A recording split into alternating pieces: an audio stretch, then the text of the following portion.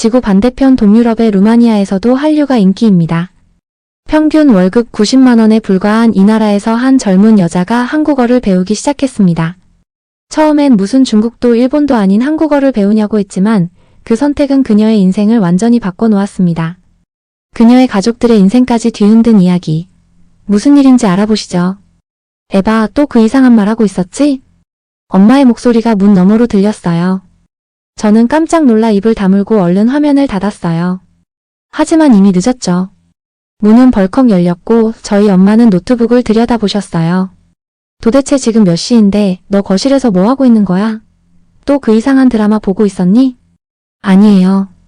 그냥 잠이 안 와서. 에바. 엄마 눈 똑바로 봐. 지금 너 또 그 한국어라는 거 따라하고 있었던 거 맞지? 저는 고개를 끄덕일 수밖에 없었어요. 한국 드라마 보면서 따라하고 있었어요.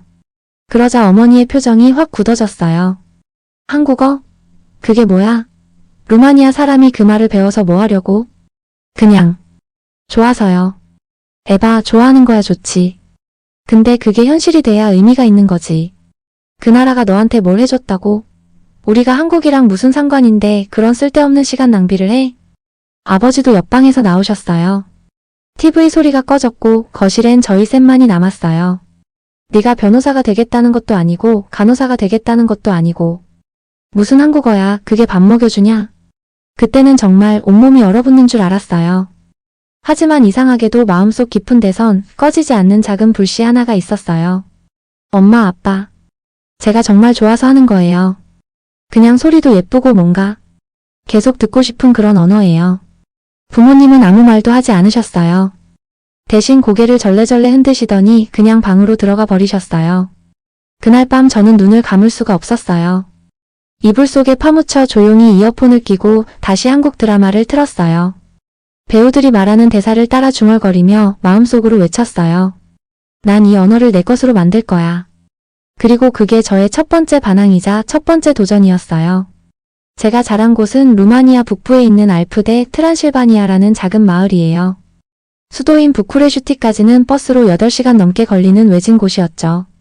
저희 집은 1층엔 가축이 있고 2층이 거실과 방으로 되어 있는 낡은 돌집이었어요.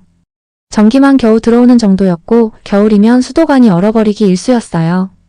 하지만 그런 열악한 환경에서도 저는 항상 소리에 민감했어요. 어릴 때부터 외국어에 귀가 쫑긋했고 특히 텔레비전에서 들려오는 다른 나라 말에 끌렸어요. 영어, 독일어, 러시아어도 좋았지만 어느 날 우연히 친구 나타샤의 집에서 본 한국 드라마는 제 인생을 송두리째 바꿔놓았어요. 그날 나타샤 언니가 노트북으로 드라마를 보고 있었어요.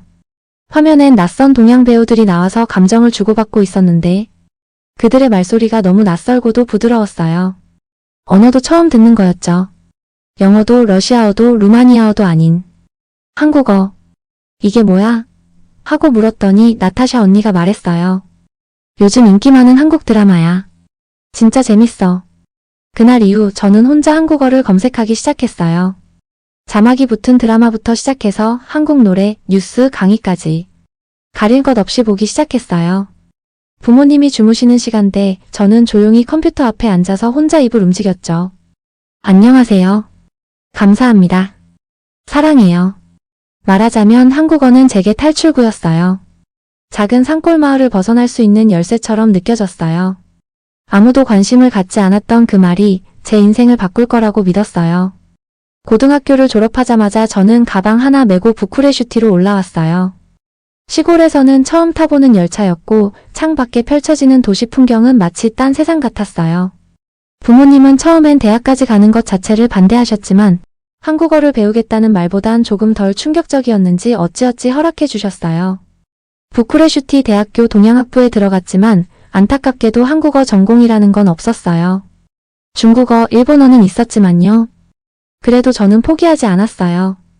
인터넷을 뒤지고 또 뒤져서 사설어학원 중에 한국어 수업이 있다는 곳을 찾았죠. 문제는 통학 시간이었어요. 왕복 4시간. 버스를 2번, 전철을 1번 타야 했고 돌아오면 밤이 다 되었어요. 그래도 저는 한 번도 빠지지 않았어요. 첫 수업날 선생님은 수강생 하나하나에게 질문을 하셨어요. 여러분은 왜 한국어를 배우고 싶으신가요? 제 차례가 됐을 때 저는 마른 침을 1번 삼킨 뒤 대답했어요. 그냥 좋아서요. 그 말이 얼마나 단순하게 들렸는지 알고 있었어요. 하지만 제 마음속 깊은 곳에서는 이미 알고 있었죠. 이 언어가 제 인생을 바꿔줄 거라는 걸요. 2학년 여름방학이 다가왔을 때 친구들은 모두 고향으로 돌아갔어요. 부모님이 해주는 따뜻한 밥, 어릴 때 살던 집, 그리운 가족들. 하지만 저는 남았어요. 부쿠레슈티에 그대로 머물면서 아르바이트를 하기 위해서였어요. 그때부터 저는 진짜 전투를 시작했다고 생각해요. 신문 구인 광고를 뒤적이던 어느 날 눈에 확 들어오는 문장이 있었어요. 한국 관광객 전문 여행사 한국어 가능자 우대. 심장이 쿵쾅거렸어요. 저는 망설임 없이 전화를 걸었어요. 여보세요? 거기 구인 광고 보고 전화드렸는데요. 저 한국어 할 수 있어요. 목소리가 떨렸지만 진심을 담았어요. 내일 면접 보러 올 수 있나요? 그 말을 들은 순간 숨이 멎을 뻔했어요. 저는 종일 거울 앞에서 연습했어요. 안녕하세요. 저는 에바입니다. 한국어를 2년 동안 공부했어요. 그 다음날 여행사로 갔습니다. 작은 사무실이었고 그곳엔 중년의 사장님이 계셨어요. 딱 보기에도 엄격한 인상이었죠. 자, 한국어로 자기소개 한번 해보세요. 저는 손에 땀이 줄줄 흐르는 걸 느끼면서도 말했어요. 안녕하세요. 저는 에바 로슬린입니다. 루마니아 부쿠레슈티에서 살고 있고요. 한국어를 혼자 드라마 보면서 공부했습니다. 사장님은 잠깐 놀란 듯한 표정을 짓더니 웃으시며 말씀하셨어요. 내가 본 루마니아 사람 중에 제일 잘해요. 언제부터 일할 수 있어요? 그렇게 저는 인생 첫 직장을 얻게 되었어요. 첫 달 월급을 받았을 때 저는 정말로 눈을 의심했어요. 루마니아 화폐로 환산했을 때 무려 8,000리우가 넘는 돈. 이건 저희 마을에서 1년을 일해도 벌기 힘든 금액이었어요. 이게 정말 내 돈이 맞아? 확인하고 또 확인했죠. 사장님은 웃으며 말했어요. 한국어 할 줄 아는 사람이 얼마나 귀한데요? 다음 달부턴 더 올려줄게요. 저는 기쁜 마음으로 집에 전화를 걸었어요. 엄마, 아빠, 나 이번 달에 8,000리우 벌었어요. 잠시 정적이 흐르고 어머니의 떨리는 목소리가 들려왔어요. 뭐라고? 제대로 들은 거 맞니? 진짜예요. 한국어 덕분이에요. 그날 저희 집에서는 조촐한 축하 파티가 열렸대요. 비로소 그날 어머니가 제 선택을 처음으로 인정해 주셨어요. 한국 관광객을 안내하고 통역하면서 저는 방송국 촬영팀을 만나게 되었어요. 한국 예능 프로그램이 루마니아에서 촬영을 하게 된 거였어요. 저는 코디네이터 역할까지 맡게 되었죠. PD님이 저에게 물으셨어요. 에바 씨, 한국어 어디서 배우셨어요? 혼자서요. 드라마 보면서 독학했어요. 와, 대단하네요. 한국 와본 적 있어요? 아니요, 아직은요. 그분은 살짝 웃으며 말씀하셨어요. 꼭 한번 와보세요. 초대할게요. 그 말이 제 가슴에 작은 씨앗처럼 심어졌어요. 나 한국에 정말 가보고 싶다, 아니 살아보고 싶다. 한국이라는 나라는 제게 늘 스크린 속에만 존재하던 환상 같은 곳이었어요. 드라마 속 서울의 밤거리, 고속도로를 달리는 택시, 삼각김밥을 들고 분주히 걷는 사람들. 그 모든 장면이 마치 영화처럼 느껴졌었죠. 그런데 이제는 그 영화 속으로 제가 직접 들어가게 되었어요. 2022년 3월 15일. 잊을 수 없는 날이었어요. 워킹홀리데이 비자를 받고 비행기에 오르던 순간부터 가슴이 미친 듯이 뛰기 시작했어요. 입국 심사대로 향하면서 제 다리는 덜덜 떨렸고 가슴은 마치 풍선처럼 부풀어 있었어요. 공항 바닥을 밟는 그 순간 전 정말 속으로 외쳤어요. 이게 바로 한국이구나. 비행기 창 밖으로는 인천공항 활주로가 보였고 하늘은 유난히도 맑았어요. 저는 한 발 한 발 내디디며 꿈에 그리던 한국 땅을 밟았어요. 여권을 들고 입국 심사대에 서 있으면서 눈물이 핑 돌았어요. 여권에는 루마니아 국적이 찍혀 있었지만 마음만큼은 이미 한국에 속한 것 같았거든요. 입국을 마치고 공항철도에 올라 서울역으로 향했어요. 사람들은 조용했고 전화통화도 속삭이듯 했어요. 차창 밖으로는 한국의 도시들이 하나둘 스쳐 지나갔고 제 눈에는 그 모든 풍경이 영화처럼 느껴졌어요. 서울역 플랫폼에 내렸을 땐 숨을 제대로 쉴 수 없을 정도였어요. 수많은 사람들, 커다란 전광판, 에스컬레이터, 익숙한 듯 낯선 간판들.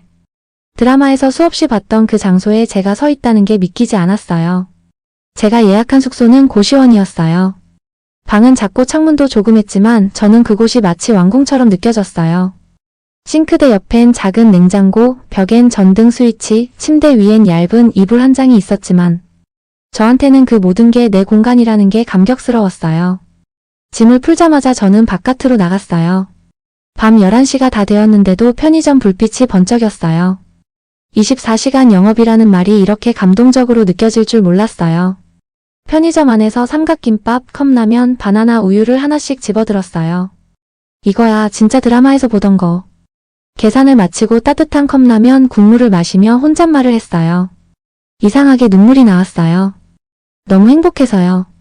한국에 도착한 지 일주일도 안 돼서 저는 번역 에이전시에 등록했어요. 루마니아어 한국어 통번역은 수요가 적지만 경쟁도 없었어요. 하루에 두세 건씩 번역을 받으며 꾸준히 일을 했고 통역도 간간히 들어왔어요. 그러던 어느 날 한국 방송국에서 루마니아 관련 프로그램을 제작한다며 저를 섭외했어요. 코디네이터 겸 통역이었는데 하루 일당이 무려 30만 원이었어요. 그달 저는 번역과 통역을 합쳐 400만 원을 벌었어요. 통장을 들여다보면서 저는 속으로 외쳤어요. 말도 안 돼, 이게 진짜 내 통장 맞아? 루마니아에선 평범한 직장인이 1년에 벌 수 있는 돈을 저는 한 달 만에 벌고 있었어요. 한국어를 배웠다고 무시하던 사람들의 얼굴이 머릿속에 스쳤어요. 그들이 지금 이 모습을 보면 어떤 표정을 지을까? 어느 날 어머니와 영상통화를 하다가 이런 말을 했어요. 엄마, 제가 지금 어디 있는지 보여드릴까요? 그날따라 서울은 유난히 맑았고 명동거리엔 사람들이 북적였어요. 저는 휴대폰을 들고 거리를 보여드렸어요. 여기 명동이에요. 한국에서 제일 유명한 거리 중 하나죠. 어때요? 예쁘죠? 어머니는 화면을 가만히 바라보셨어요. 말없이 한참 동안. 세상에, 이게 진짜 한국이구나. 어머니가 입을 여셨을 때 그 목소리엔 놀라움과 부러움이 뒤섞여 있었어요. 저는 편의점에 들어가 진열대를 하나하나 보여드렸어요. 엄마, 여긴 새벽 3시에도 문 열어요. 이건 삼각김밥이고 이건 도시락이에요. 음식이 이렇게 많아요. 어머니는 말없이 고개를 끄덕이셨어요. 그 다음 날엔 병원을 보여드렸어요. 예약은 앱으로 했고 진료는 10분 만에 끝났어요. 약국은 자동으로 처방전이 전송돼서 기다릴 필요도 없었죠. 우린 병원 한 번 가려면 아침부터 줄 서는데. 어머니가 한숨을 쉬셨어요. 지하철역도 보여드렸어요. 전광판엔 다음 열차 도착 시간이 정확히 나왔고 스크린 도어가 열릴 때 사람들은 질서정연하게 탔어요. 그 모습을 본 어머니는 결국 이런 말씀을 하셨어요. 마음 같아선 우리도 여기서 살면 좋을 텐데. 그 순간 제 가슴이 쿵 내려앉았어요. 어머니가 단 한 번도 그런 말을 하신 적이 없었거든요. 엄마, 아빠, 한국에 한번 와보세요. 제가 초대할게요. 명동거리에서의 영상통화 이후 어머니의 말 한마디는 저에게 오래도록 맴돌았어요. 우리도 이런 나라에 살 수 있다면 얼마나 좋을까? 그 말은 단순한 감탄이 아니었어요. 뭔가 마음 깊은 곳에서 꺼내기까지 오랜 시간이 걸린 진심 같았어요. 그날 밤 저는 잠을 거의 못 잤어요. 어머니의 눈빛이 자꾸 떠올랐고 가슴은 막 두근거렸어요. 정말 우리가 같이 살 수 있다면? 나 혼자 말고 온 가족이 한국에서? 바로 다음 날 저는 가족 초청에 대해 검색하기 시작했어요. 이민 변호사 사무실을 예약했고 하루 일과가 끝난 저녁 사무실을 찾았어요. 가족 초청 비자요? 가능은 합니다. 다만 조건이 꽤 까다롭습니다. 변호사는 A4 용지 몇 장 분량의 자료를 보여줬어요. 가장 중요한 건 재정 증명입니다. 초청자가 안정적인 직장이 있고 최소 한 사람당 2천만 원 이상의 자금을 보유하고 있어야 해요. 저는 메모장에 빠르게 받아 적었어요. 그리고 부모님의 경우엔 나이 때문에 취업 비자는 어렵고 장기 체류 비자나 동반 비자 혹은 의료 관광 비자를 활용할 수 있습니다. 오빠는요? 트럭 운전 경력이 있어요. 기능직 취업 비자가 될 수도 있겠네요. 운전 경력이 몇 년인가요? 6년 넘었어요. 변호사는 고개를 끄덕였어요. 그럼 충분히 가능성 있습니다. 단 한국어 능력 시험 점수도 함께 준비하셔야 해요. 기본 1급 이상이면 좋겠죠. 그날 저는 수첩 한 권을 꽉 채울 만큼 메모를 하고 사무실을 나왔어요. 머릿속은 복잡했지만 이상하게도 마음은 가벼웠어요. 이건 가능성 있는 싸움이야. 그날 밤 루마니아에 있는 가족들과 영상통화를 했어요. 제가 열심히 준비한 프레젠테이션까지 공유했죠. 자, 지금부터 우리 가족 모두 한국어 수업을 시작합니다. 제가 선생님이에요. 어머니는 웃으셨고 아버지는 눈썹을 치켜 올리셨고 오빠는 머쓱하게 고개를 긁적이셨어요. 매일 밤 8시 한글 자음 모음부터 시작해요. 일단 가, 나, 다부터 외워봅시다. 그날부터 우리 가족의 저녁 8시는 온라인 한국어 교실이 되었어요. 수업 첫날 어머니는 이게 뭐가 뭔지 하나도 모르겠다고 하셨지만 열심히 따라 하셨어요. 이건 가, 이건 나예요.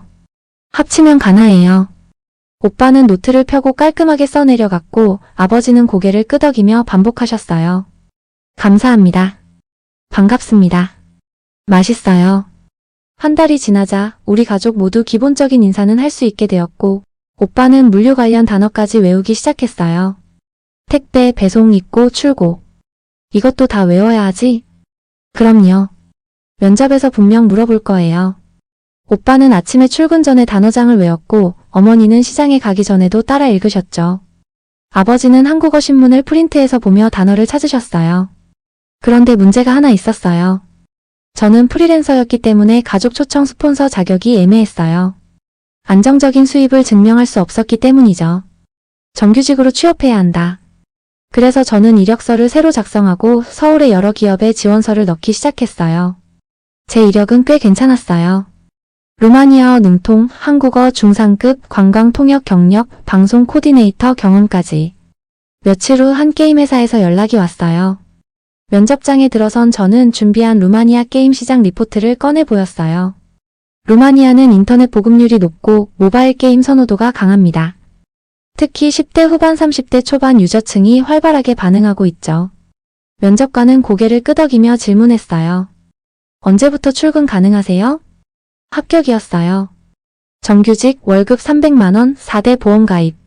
저는 드디어 가족의 법적 후견인이자 진짜 스폰서가 된 거예요. 오빠는 한국어 능력 시험 1급에 합격했고 운전 경력 증명서와 국제 면허증도 준비했어요. 제가 아는 지인을 통해 경기도에 있는 물류회사에서 초청장을 받을 수 있었어요. 그 회사는 중앙아시아 확장 사업을 준비 중이었고 루마니아어가 가능한 드라이버가 필요했거든요. 드디어 2024년 1월 오빠의 취업 비자 서류를 제출했어요. 우리 가족의 첫 번째 승부수였죠. 그러나 2주 후 전화가 왔어요. 오빠의 목소리는 침울했어요. 에바, 비자 반려됐어. 뭐라고요? 경력증명서 양식이 한국 기준에 안 맞는데. 저는 머릿속이 새하얘졌어요. 바로 영사관에 연락했고 루마니아 정부의 서류 양식 변경 요청을 넣었어요. 공증과 아포스티유까지 받는데 한 달은 걸릴 거라 했죠. 게다가 그 시점에서 두 번째 위기가 찾아왔어요. 괜찮아, 그냥 좀 어지러웠을 뿐이야. 어머니는 그렇게 말했지만 제 마음은 이미 무너져 내리고 있었어요. 영상통화 화면 속 어머니는 평소보다 얼굴이 창백했고 숨소리도 거칠었어요.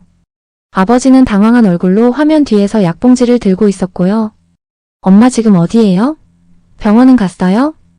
응, 민호가 데려다 줬어. 혈압이 좀 올라갔다더라. 심장도 조금 무리가 왔다고 하셔. 그 순간 심장이 쿵 내려앉았어요. 단순한 피로가 아니었던 거예요. 한국 이민을 준비하느라 밤마다 한국어를 공부하시고 낮엔 일도 하시고 오빠와 함께 서류도 챙기고 어머니는 조용히 묵묵히 온 가족의 미래를 위해 자신을 갈아넣고 있었던 거예요. 그날 밤 저는 온몸이 떨렸어요. 이민이란 말이 무슨 의미가 있지? 가족이 건강하지 않으면 무슨 소용이야? 눈물이 멈추지 않았어요. 다음날 저는 바로 이민 변호사에게 다시 연락했어요. 그리고 의료 관광 비자에 대해 물었어요. 장기 체류가 가능한가요? 네, 가능합니다. 한국에서 치료받으면서 체류 연장도 가능해요. 단, 병원과의 사전 계약과 비용 계획이 중요합니다. 그래서 저는 한국의 대학병원 국제진료센터에 연락하기 시작했어요. 심장내과 전문의가 있는 곳, 고혈압 관리 프로그램이 잘 갖춰진 병원 위주로요. 진료 상담과 비용 견적서를 받고 스캔본을 어머니께 전달했어요. 엄마, 한국에서 치료받으시면 돼요. 제가 예약 다 해드릴게요. 그게 그렇게 쉬운 일이니? 엄마, 여기 병원은 예약하고 10분 만에 진료 봐요. 입원도 바로 가능하고 간병 서비스도 좋아요. 저 믿고 와요. 하지만 문제는 다른 데 있었어요. 어머니의 병세 때문에 어쩔 수 없이 어머니만 먼저 모셔오는 방안이 유력해졌어요. 오빠는 두 번째 비자 신청을 준비하고 있었고 아버지는 준비 서류를 기다리고 있었어요. 그럼 일단 엄마만 먼저 오시고 나중에 우리가 따라갈게요. 하지만 어머니는 고개를 세차게 저으셨어요. 아니야. 가족은 뿔뿔이 흩어질 수 없어. 우리 다 같이 가는 거야. 그 한마디에 모두가 말이 없었어요. 어머니는 늘 조용한 분이었지만 이날만큼은 단호하셨어요. 내가 병이 좀 있다고 해도 가족보다 먼저 가고 싶진 않아. 치료는 어디서든 받을 수 있어. 하지만 너희랑 떨어져 있는 건 못 견디겠어. 오빠도 아버지도 입을 다물었어요. 하지만 저는 생각했어요. 이건 고집이 아니라 진심이야. 그래서 다시 생각을 바꾸었어요. 가족 전체가 함께 한국에 갈 수 있는 방법을 찾아야 해.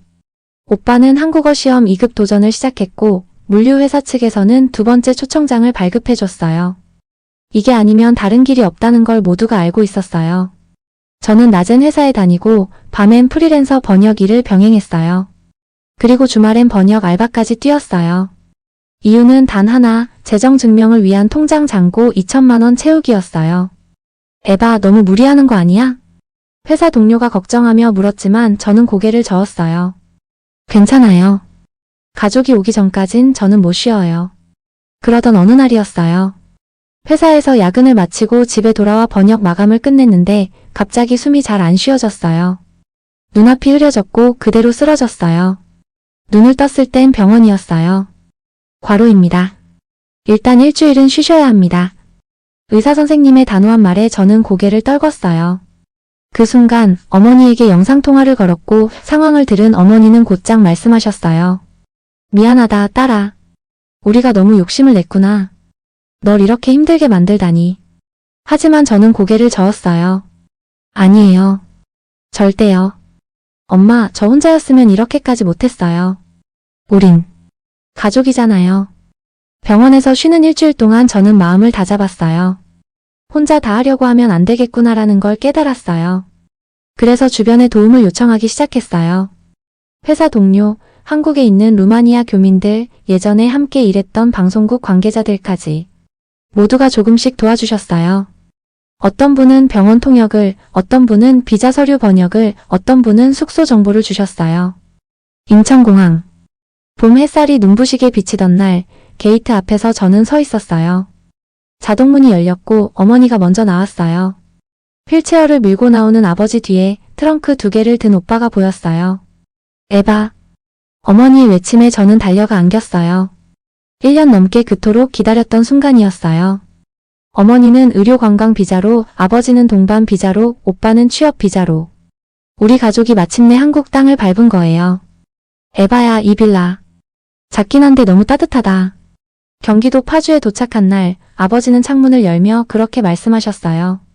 전셋집은 작고 소박했지만 침대, 냉장고, 세탁기, 가스레인지까지 다 있었고 무엇보다 우리 가족이 함께 있는 공간이었어요.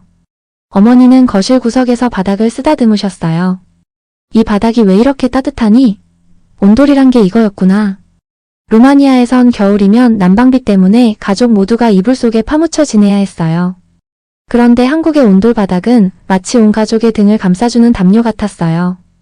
그 주부터 어머니는 주 2회 서울대병원에 다니기 시작했어요. 병원에서는 어머니를 위한 장기 치료 플랜을 짜줬고 담당 간호사는 루마니아어 통역까지 연결해 주었어요. 어머니 혈압 수치가 점점 좋아지고 있어요. 생활 습관만 조금만 더 조정하면 약도 줄일 수 있을 거예요. 의사의 따뜻한 말에 어머니는 눈시울을 붉히셨어요. 루마니아였으면 몇 달은 기다려야 진료 한번 받는데 여긴 이틀마다 확인도 해주시고 설명도 자세히 해주셔. 병원에서 돌아오는 길 어머니는 버스 창가에 앉아 조용히 말씀하셨어요. 정말 한국 와서 건강해지는 기분이야. 오빠 안드레이는 출근 첫날 엄청 긴장했어요. 한국은 일 엄청 빡세다며? 실수하면 바로 잘리는 거 아니야? 하지만 그런 걱정은 일주일 만에 사라졌어요. 루마니아에서 트럭을 몰던 6년 경력은 충분히 실력을 증명했고 GPS 시스템과 자동 출하 관리 덕분에 오히려 일이 더 편하다고 느꼈어요. 정말 체계적이야. 출하부터 배송까지 정확하게 통제돼. 똑같은 물건도 한국에서는 2배 빠르게 움직여. 그는 곧 팀에서 외국인 신입 직원 교육도 맡게 되었고 직장 내에서 인정받으며 정규직 전환 제안까지 받았어요. 어머니는 동네 주민센터에서 한국어 교실에 다니기 시작하셨어요. 처음엔 겁이 났다고 하셨지만 선생님과 친구들이 너무 친절해서 금세 적응하셨어요. 시장 가서 혼자 장도 보고 김치도 담가봤어요.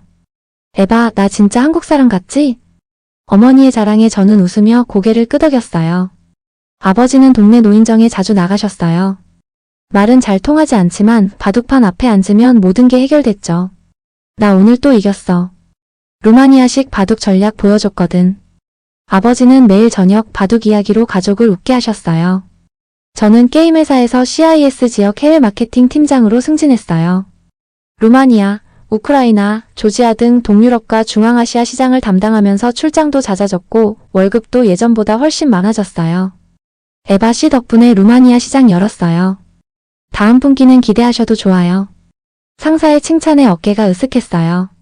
하지만 가장 기뻤던 건 이제 우리 가족이 당당하게 한국 땅에 뿌리를 내렸다는 사실이었어요. 2025년 봄 어느 따뜻한 일요일 오후였어요. 가족끼리 한강공원에서 피크닉을 하며 자전거도 타고 김밥도 나눠 먹고 있었어요. 사람들이 웃으며 돗자리를 펴고 강변엔 꽃이 흐드러지게 피어 있었죠. 그때 아버지가 조심스럽게 말씀하셨어요. 에바야, 우리가 시민권을 신청해보면 어떨까? 모두가 놀랐어요. 어머니도 오빠도 저도요. 영주권 받은 지 얼마 안 됐지만 느낌이 그래. 이미 우리 마음은 여기에 와 있어. 어머니가 고개를 끄덕이며 덧붙였어요. 이제 여기가 우리 집이야. 친구도 있고 병원도 있고 장도 볼 수 있고 외롭지도 않아. 오빠도 고개를 들고 말했어요. 나 평생 여기서 일하고 싶어. 지금 이 삶 놓치고 싶지 않아. 그 말을 듣는 순간 저는 눈물이 핑 돌았어요. 루마니아의 작은 산골 마을에서 시작된 이야기가 이제는 한강 강변에서 시민권을 고민할 만큼 성장해 있었어요. 그날 한강에서 어머니가 제 손을 꼭 잡으셨어요. 에바야, 네가 아니었으면 우리 가족 지금 이러고 있지 못했을 거야. 저는 조용히 고개를 숙였어요. 눈물이 떨어졌어요. 기쁨에, 감사에, 희망의 눈물이었어요. 지금 저희 가족은 한국에서 완전히 정착했어요. 겨울엔 온돌방에서 따뜻하게 지내고 여름엔 에어컨 틀고 수박 먹으며 웃어요. 새해엔 떡국을 끓이고 추석엔 송편을 만들죠. 그리고 이제 우리는 진짜 한국 가족이 되어가고 있어요. 에바 로슬린의 이야기는 끝이 아니라 시작이에요. 언젠가 저희 가족 모두 이 땅에서 진짜 한국인으로 살아갈 그날까지 우리는 계속 함께 걸어갈 거예요.